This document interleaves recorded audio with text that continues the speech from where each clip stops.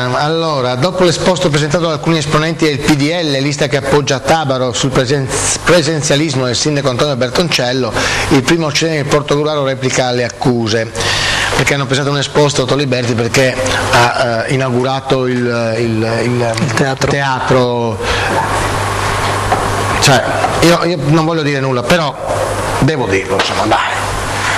Non fermiamoci davanti a queste piccolezze, perché se andiamo a vedere, no, in qualche comune dove il sindaco si ricandida ed è dottor Liberti del PDL, accade la stessa. Così risponde il sindaco di Portogruaro uscente che si ricandida, Antonio Bertoncello, esponente del PD.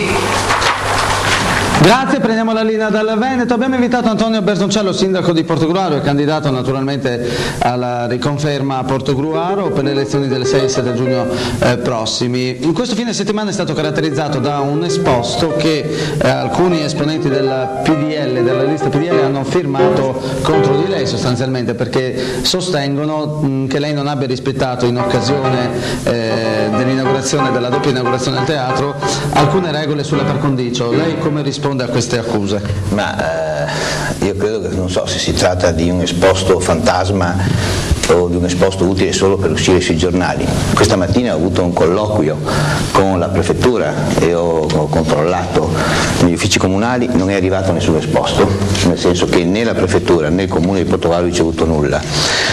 Fatto sta però che hanno trovato evidentemente il modo di spostare la campagna elettorale dai contenuti alle fasce.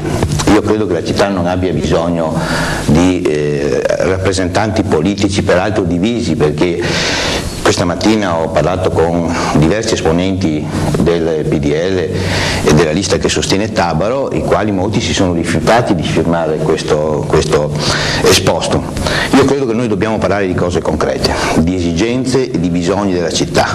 La città ha bisogno di capire cosa propone il candidato sindaco Bertoncello, cosa propone il candidato sindaco Tabaro, cosa propongono gli altri candidati sindaci.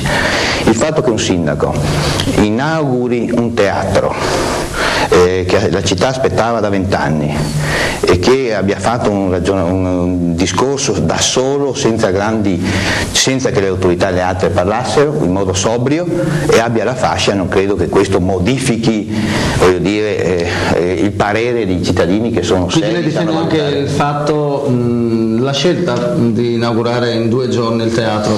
Ma guardate, noi non abbiamo la scelta di inaugurare in 2 giorni perché il contenuto, 500 posti e circa 500 posti, non potevamo dare a tutti l'opportunità in una serata di vedere quello splendido teatro che abbiamo costruito. Però diciamo che è un teatro di tutti e che è ancora in corso tutte le iniziative che dureranno 6 giorni. Questo ne parleremo nel corso del telegiornale dal Veneto. Ringraziamo Antonio Bertoncello, sindaco di Portogruaro. La linea può tornare alla redazione centrale. Grazie.